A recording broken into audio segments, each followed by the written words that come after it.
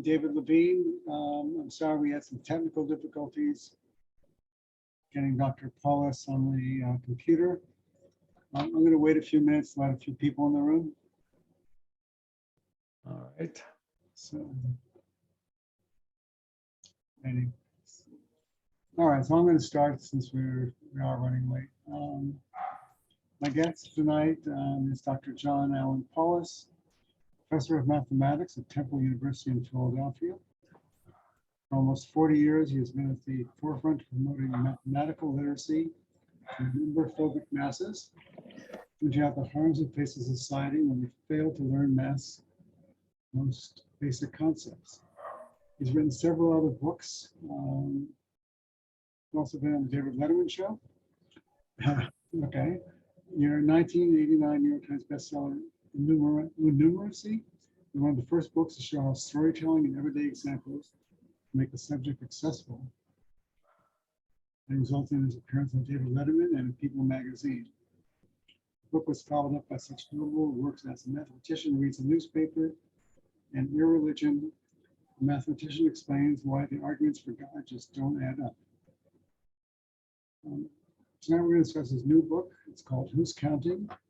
Uniting Numbers and Narratives with Stories from Pop Culture, Puzzles, Politics, and more. There's a selection of columns from your popular ABC News column of the same name. So first I'd like to welcome you for joining us. I'm sorry for the technical problems. Yeah, sorry for the problems getting on Zoom, but we're connected now, so that's good. All right, so the first question I have to ask you is, please explain to me that say it ain't so, Joe, right? About Joe DiMaggio? Yeah, there was a little column in the book about Joe DiMaggio's streak was questioned at the time because there were a couple of iffy hits that were declared hits by the official scorer who had some connection with the Yankees. But as Stephen Jay Gould pointed out, people think, of some mammoth streak or great accomplishment by a hero has to necessarily be, heroic in all details. But such calls were common, not just for Joe DiMaggio, but for there were judgment calls, and the judgment was defensible. So I think I don't have to say it ain't so, Joe, that he. So, but there were people who questioned a couple of what they thought were dubious hits. And you also tied it in with the myth of the hot hand, which Yeah. I mean, the hot hand is a notion that Amos Tversky, Daniel Kahneman, the Nobel Prize winner Daniel Kahneman, talked about, and it was something that most basketball coaches and fans don't believe in. But they looked at the sequence of hits and misses, and there didn't seem to be any evidence for a hot hand, for a probability of making a basket being more likely after a string of made baskets. So again, that's sometimes doubted by people, but in any case, there either is not a hot hand, or if there is, it's nowhere near as common as some basketball fans think. It's kind of a romantic notion. Oh, he's really hot, and it's kind of deflating to just say, well, he's got a certain percentage of hitting the basket. Sometimes he makes it, sometimes he doesn't, and so like a lot of things. I mean, stock pickers also, they would like to think that they have a hot hand, and they're kind of like gunslingers, and they can defeat the market, whereas that there's no real evidence for that, and there's no real evidence for a hot hand, but people like to believe. we all like to believe in, superheroes. Yes, superheroes are are in short supply, especially nowadays. So maybe that's part of it. So why this book, when reading it, it seemed very timely. We talk about COVID and puzzles and how we want our presidents to solve problems.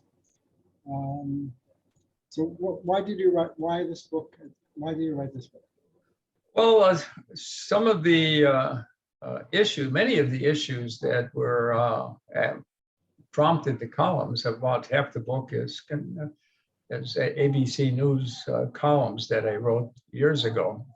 But many of the issues that were, got me thinking about things and writing the columns that were prevalent years ago are just as prevalent, just as relevant. And it didn't seem like a good reason not to bring them up again. Plus, I updated them, had commentaries, and inserted a lot of new information. New columns about COVID, Trump, fake news, and the like. The book is full of different topics. Mathematics is kind of an imperialist discipline. It sort of invades all sorts of other disciplines and to some extent takes over. So there's stuff about health in there, about medicine, about popular culture, religion, or more accurately, irreligion, abortion, and so on. So it's kind of a multifaceted book. So you say that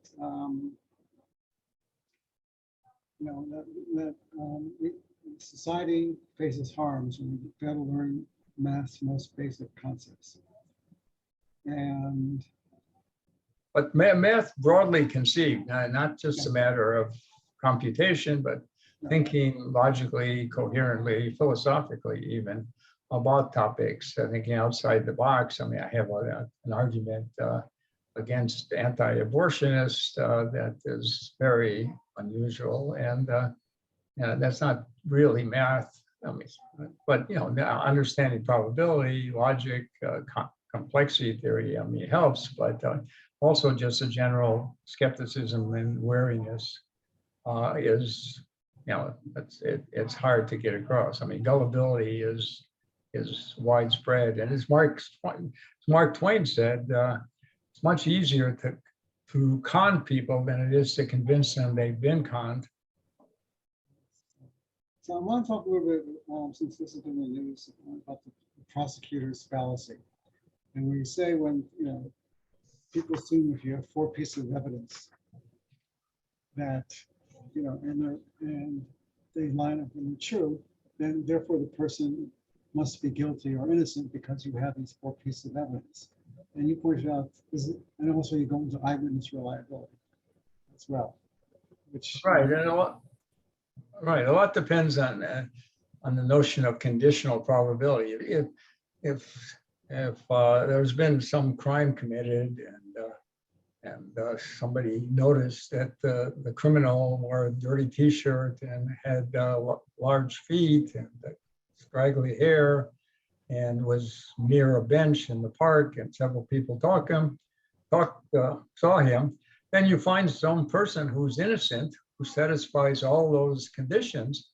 The probability of all that evidence being there, given that the person is innocent, is quite small. That's what the prosecutor would argue. Here we found this guy and he satisfied all these conditions. So the probability of the evidence, given that he's innocent, is small. But that's not the relevant conditional probability. The relevant conditional probability is the probability he's innocent, given all that evidence. And there might the defense attorney might bring up half a dozen people who satisfied those conditions, those evidentiary facts. And so the probability somebody's innocent, given the evidence, might be reasonably large. And that's the prosecutor's paradox is to elide these 2 probabilities. The probability of evidence given innocence is what he'll focus on, but the right conditional probability is the probability of evidence given the probability of innocence given evidence. So, the conditional probability is important. Even though you talk about COVID tests, the probability of positive tests, given you have the disease, will be very high. But the probability of, but the converse probability could be low. In fact, when you're testing for COVID or any relatively rare disease, most of the positive results will be false positives. I mean, it changes with the changing conditions of the probability. Things have changed tremendously regarding COVID and Omicron and so on. But anytime you test for something rare, and if you have a reasonable test, the probability of most positive results will be false positives. And it's counterintuitive. Many doctors are given sort of fake, kind of imaginary problems. 95% of the time, if the test is positive, you have cancer. Anyway, they misinterpret. They misinterpret the conditional probabilities, and it's very tricky. Conditional probability, the probability that somebody's a male, given that he's a CEO, is going to be very high because most CEOs are male. But the probability he's a CEO, given he's a male, is extremely low. Almost, very few males are CEOs. So the probability of CEO given male is tiny. The probability of male given CEO is very high. Most CEOs are males. So, conditional probability is basically just a probability version of conditionals of conditional statements. If A is very different than if A then B is very different than if B then A. So what would you like people to know, like when they hear a politician speak, or when they, if they're a juror in a trial? How can they be looking through a better, more realistic view? You talked about Hillary Clinton, that 85%, it was 85% that she was going to win and 15% that she was going to lose. And people were shocked at it. So yeah, that made no sense. 15% chance of her losing is like rolling a die, and the probability it comes up with 6, which is 1/6, it's about 17%. So it shouldn't have it shouldn't have shocked anybody. 15% chance of losing is the probability of getting a particular number when you roll a die. But most people's notions of probability are very primitive. Their vocabulary is very primitive. They might admit 3 terms: 1 in a million, 50-50, or sure thing. And that's the extent of their probabilistic vocabulary. Even though probability, notions in probability grew out of everyday situations.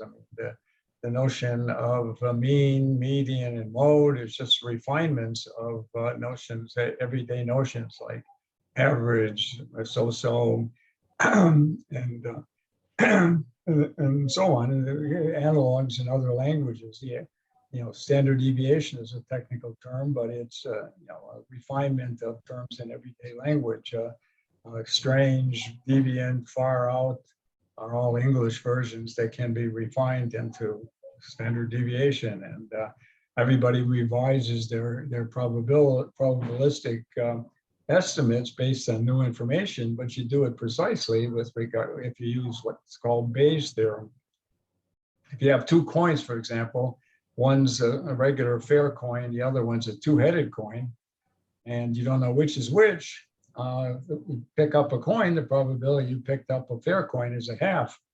But if you flip it 3 times and you get 3 heads, you have to refine and you have to reevaluate your probability. You pick the fair coin, the probability now goes down to 1/9. So everybody would say it's less likely, but the way you do it precisely uses Bayes' theorem. So probability is, in a way, statistics, a refinement or everyday notions. We've all been speaking probability, we just don't do it very well. Like Moliere, we've all been speaking prose, and people were surprised. Well, I'm not speaking prose. So anyway, so the point is to get people to refine their notions and point out oddities or counterintuitive results. So how do people measure? Right now, there's a new vaccine for COVID, the bivalent vaccine. And we're told, how does someone measure whether they need it, how effective it's going to be? I mean, we told, you need it, and the question is, how do we know? I mean, it was not tested in human trials. It's one of the criticisms. I mean, I got it. So, and You got what? What did you get? I did get the vaccine. The new one, the Omicron specific. Yeah. Yeah. But I had my last booster in February, so probably due anyhow. But how do you so when people tell you that this is something is 80% effective, is that meaningful at all? It depends on the reference class, and actually, I mean, there is some guidance out there. I mean, I'm not an expert on COVID vaccines and the boosters, but there is guidance out there that you should wait at least 2 or 3 months since your last booster. And I had my last booster in July, second booster. So I think I'll wait until middle of October for 3 months. But no, there are so many imponderables that it's hard to be definitive, and anybody who's very definitive, you might want to doubt. In fact, I mean, in general, if people kind of are too precise or are too credulous when somebody presents a very precise figure, it usually means they don't have much of a background in math or science. I mean, if you tell people that the answer to this question is 62.397458 pounds, I mean, if you have a background in science, you'd probably be very aware of that. How'd you get 6 or 7 decimal points? Whereas if you don't, you might be really impressive. Like, boy, this guy really knows his stuff. He's got it to 8 decimal points. So precision is, is to be desired, but is not often to be had. Okay, so we have a few questions. So I'm going to take those. If you have questions, please put them in the Q&A box. Thank you. One is telling me to speak up. Don't know why. Okay, but I moved my microphone closer and I turned up the volume as much as I could. Someone said, in the prosecution of a crime, there's not probability. It's whether the defendant is guilty beyond a reasonable doubt. Right. Yeah. So I don't know. I'm not sure what the exact question is, but well, it's not clear how to make beyond a reasonable doubt precise, or even if that's even possible. I mean, and when you're doing statistical tests, for example, 5% is often taken as a cutoff point, but you don't want to convict 5% of innocent people.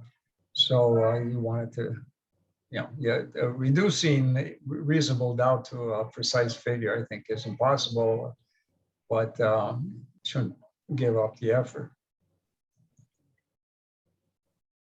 In different cases, probably means different things, but. The other question is a person who has struggled with dyscalculia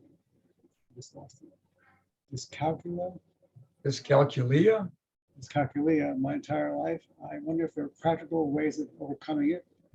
Useful advice for adults with this problem is very scant.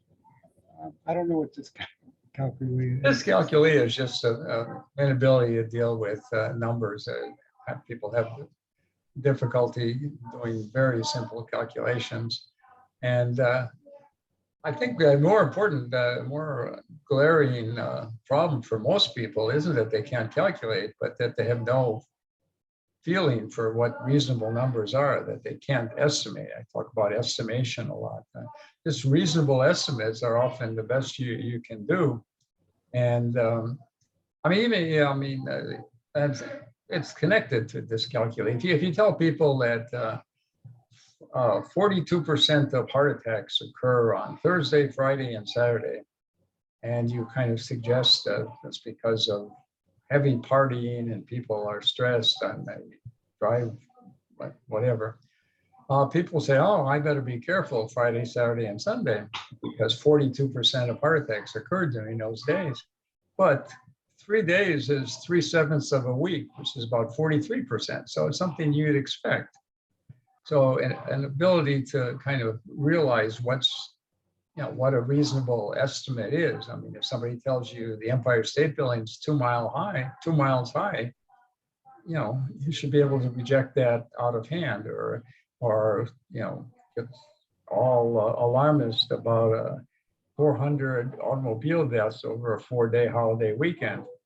But there's 35,000 plus or minus a few thousand automobile deaths every year. So about 100 a day, any day.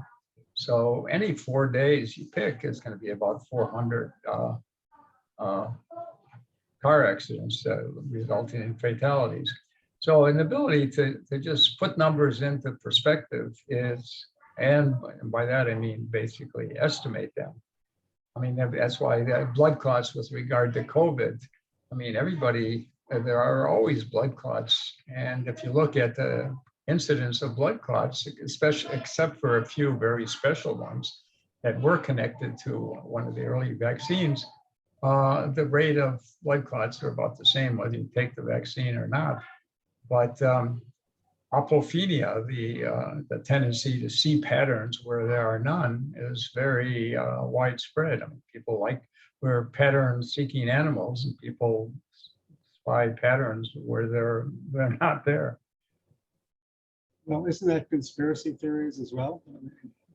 Yeah, conspiracy theories. People are given to conspiracy theories. Yeah, and it's easier now because of a cognitive foible known as conjunction fallacy, which I talk about in the book, which is basically, if you have, let's say there's a U.S. Senator Jones, and he's respected, very moderate. He's been married forever. He lives with his wife in a moderate house, and with his wife and his very sick daughter, and he's very middle of the road, respected by everybody. Okay, that's what you know about Senator Jones. Given that, what's more likely, that Jones accepted a bribe from a lobbyist, or B, he accepted a bribe from a lobbyist to pay for his daughter's expensive operation? And most people will say, or the latter. But it's actually the former. I mean, the probability of satisfying two conditions. He took money from a lobbyist and he used it to pay for his daughter's operation. That's two conditions. The probability of satisfying two conditions is smaller than the probability of satisfying just one. So it's more likely that he just took money from a lobbyist, period. And in general, it's easy, given the internet now. You can put together all kinds of details, find all kinds of factoids online, and concoct a ridiculous story, a QAnon kind of conspiracy theory. And it might seem plausible, because the more details you add, the less probable the story is, but often the more less probable the story is, but often the more plausible it is. More details often make the story more plausible, but they also make it less probable. So that's kind of a problem, this tension between probability and plausibility. And given the plethora of, as I say, factoids on the internet, there's all kinds of things you can cobble together and create something that's superficially plausible. And I mean, that's part of the reason for QAnon and conspiracies of all sorts, election deniers. And there's something, Brandolini's asymmetry bullshit principle, which is similar to Mark Twain's comment. It's much easier to construct a silly story than it is to refute it. And refuting it requires an order of magnitude more effort. But given we're awash in all kinds of details and theories, and most people are kind of gullible, we are where we are. So I think people want to believe in stuff like that. So that, and then they look for, I guess they look for things that agree with their beliefs, or they want to be guided by something. Yeah, no, they do. They want to believe, and science often offers kind of cold comfort. It's better to believe, these theories, many religious ideas are somewhat similar and offer people solace. But anyway, And also science doesn't always offer, they don't offer, science doesn't offer certainty. Like they'll say the caveat is, as far as we know, yeah, no, it definitely doesn't. In fact, by its very nature, it doesn't offer certainty. I mean, as I've written in this book and others, the only certainty is uncertainty, and the only security is learning how to live with insecurity. So another question, do you have an explanation for the Fermi paradox that according to statistical probabilities, aliens should have reached out to us by now? Well, there's statements about light, and there's so many. Yeah, I mean, it's not a very convincing thing. I mean, the idea is, if there's no life in the universe, I mean, the universe is so vast, there must be something. At least some of their efforts to reach us should have succeeded, but it's I guess a probabilistic argument, but it's not very convincing, I don't think. I've heard other arguments that they may have tried to reach us 100,000 years ago, and no one's around to read radio signals or reach it. Yeah. Yeah, and it's interesting that interest in aliens and whatever it's more intense than it's ever been. I think it's probably because, to a large extent, because of the uncertainty and the doomsday-ish atmosphere of the present-day world, with global warming and the threat of nuclear war and floods and the collapse of democracies and so on. So it's natural, I guess, to reach out and hope there's something better out there than there seems to be here. So I was asked to write an article about uncertainty, and my editor said that go with the assumption that this is the most uncertain time in history. And every historian I spoke to just laughed. I mean, one historian, I remember, I Skyped with him, and he just appeared, in a video and said, I'm sitting in Amsterdam, and I was here when the Nazis invaded and took over my country. He said it was much more uncertainty. And someone talked about, back in Cromwell's time, they were afraid of going to hell for sins and thoughts. And they've also pointed out that, as much as now you hear about crime is rampant and immigrants are going to kill us, that's always been the case. Yeah. We're actually in a crime rates have been going down since the 90s. I know there's been a little spike recently, but they've been going down worldwide, not just because of Mayor Giuliani's cracked window. It's been going down for a long time, and that there's less violence today than there was in the Crusades, the Middle Ages, World War I, World War II. Yeah, certainly. Yeah, certainly. Well, no, I think that's true. I mean, there is a tendency to think we're the only people, the only time this has been the case, the only time there's a new generation with new ideas. But yeah, I mean, you look back on the history of humanity, I mean, been killing each other and worrying about the future forever. I mean, that's why we survived. I mean, anxiety is rampant, but it's also essential to surviving. One thing I do in the book is talk about various puzzles, often that have real life implications, like the Monty Hall puzzle and just paradoxes in general. I mean, a liar paradox, I mean, it plays a role in economics. The efficient market hypothesis says that basically all information about a stock is immediately reflected in the price of the stock because people respond right away. But its efficient market hypothesis is true if and only if most people think it's false. Because if people think it's false, then they'll strive and struggle and try to figure out an angle to make more money and thereby make the stock or stock market efficient. And if they think it's efficient, then they'll say there's no point to making that effort. So to some extent, it's some real life version of the liar paradox. The market is efficient if and only if most people think it's not. Or even Groucho Marx, didn't want to join a club that would be willing to take him as a member. But anyway, there's liar paradoxes, Monty Hall problems, and so on that have, aren't just puzzles, but have implications for the real world that I talk about in Who's Counting. Why don't you explain what the Monty Hall problem is? Because everybody knows who Monty Hall is. Okay, the Monty Hall, it's based on a game show, Let's Make a Deal, and there's a host, and there's 3 doors, behind one of which there's an automobile, and there's a guest. And the host, Monty Hall, asks the guest which one of the 3 doors has the car behind it. If you guess correctly, you get the car. And the guest guesses, let's say he guesses door number 1. And Monty Hall always opens the door behind which he knows there's nothing. So he opens one of the 2 remaining doors that he knows there's nothing behind.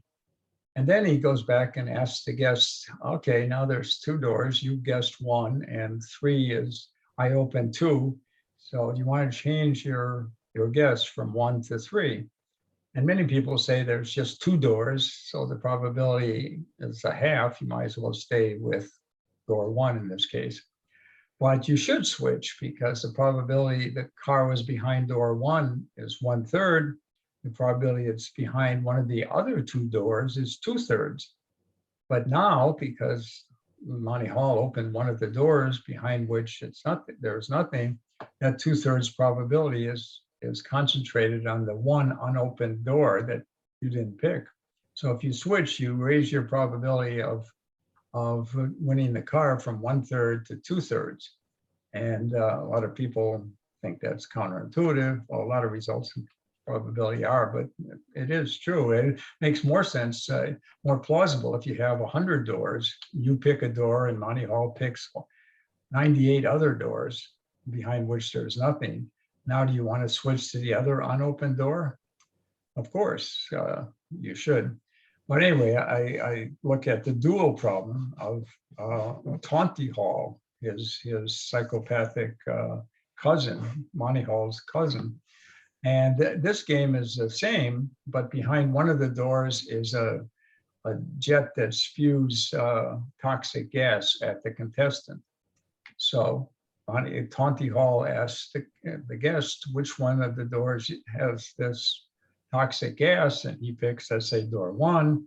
Monty Hall opens a door behind which there's nothing. He asks whether you should switch.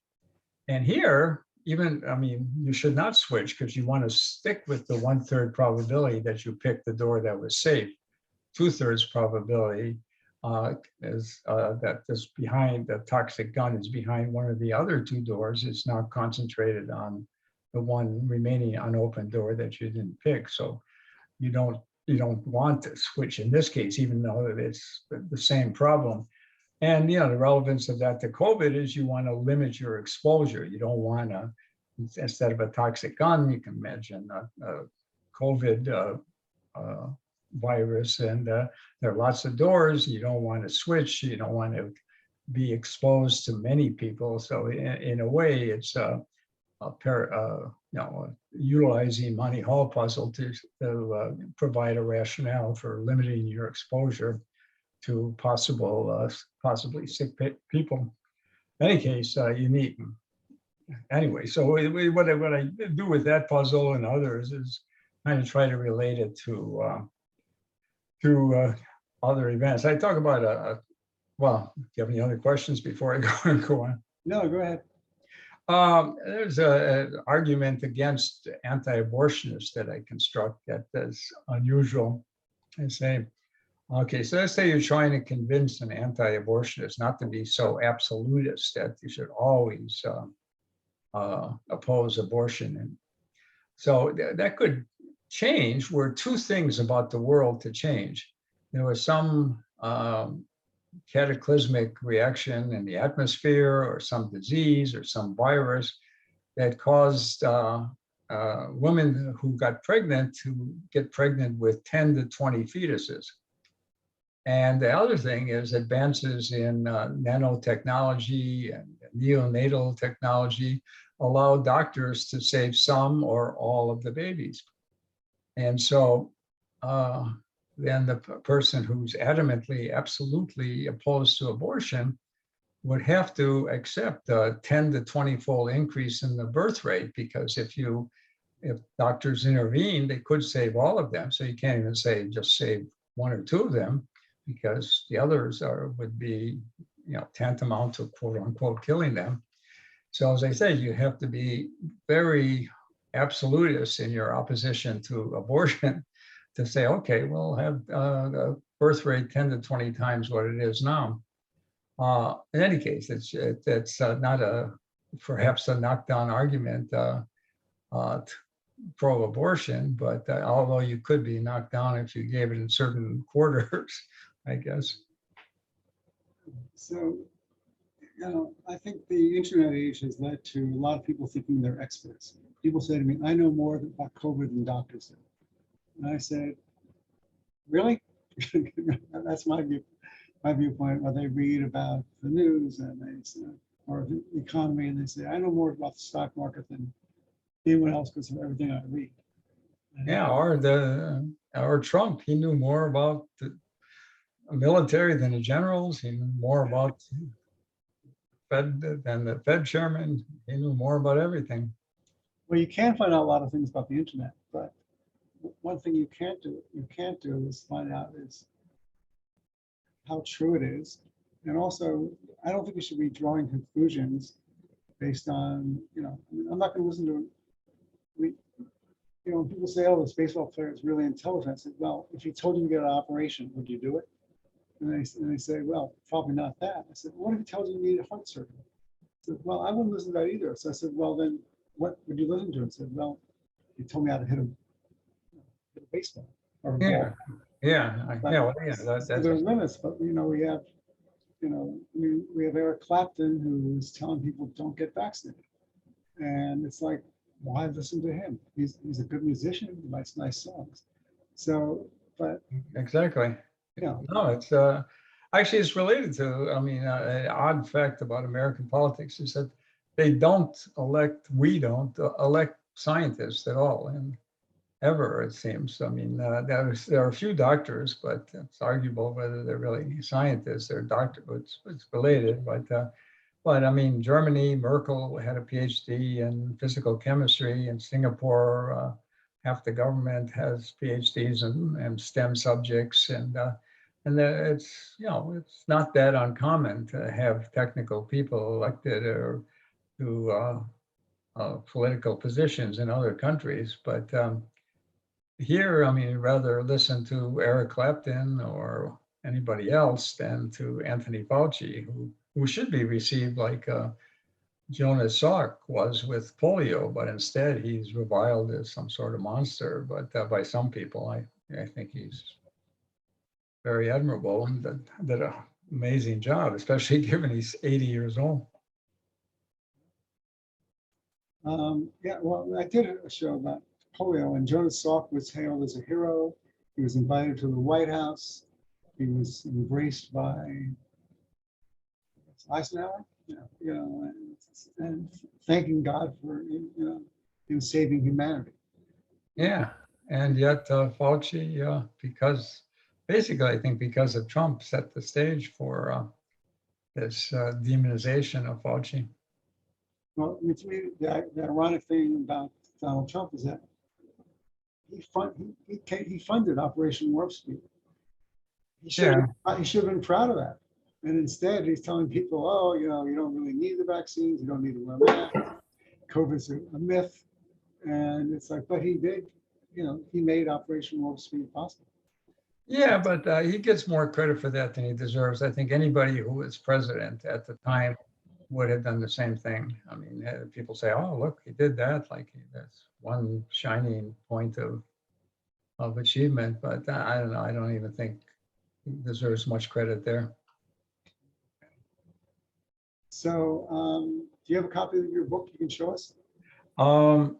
Unfortunately, it's upstairs, but I wish I did. But So, okay, so this but was, it is available at fine bookstores, at Amazon, and it just came out officially September last week. So it's you don't have to pre-order it. You can order it from Amazon or other online or retail stores. so the book is Who's Counting? Uniting Numbers and Narratives with Stories from Pop Culture, Puzzles, Politics, and More. It's a lot of fun to read. I learned a lot. Next week, I'll be interviewing Dr. David Levine. He's at Columbia. He has a new book called Exercise. Why Something We Never Evolved to Do is Healthy and Rewarding. And then in October 20th, I'll be interviewing Paul Zach, who has a new book out about happiness. And he's the big proponent of oxytocin and the power of hugs and all this kind of stuff. And now he has a lot of science to back it up. So I want to thank you, Dr. Paulos, for coming on our show. I'm sorry that we had a little difficulty getting it started. That happens. Yeah, no, I think it went well. Thanks for having me. I enjoyed it and appreciate your kind remarks about the book. You're welcome. It's a lot of fun to read, and you'll learn a lot about probability, and it'll make you think differently about how good are prosecutors, how good is evidence, and how good is really the importance of understanding probability and math. Very good. Well, Thank you very much. thank you and take care. Okay, good night, everyone. Stay safe. Adios. See you next week on the 27th. Okay, bye-bye.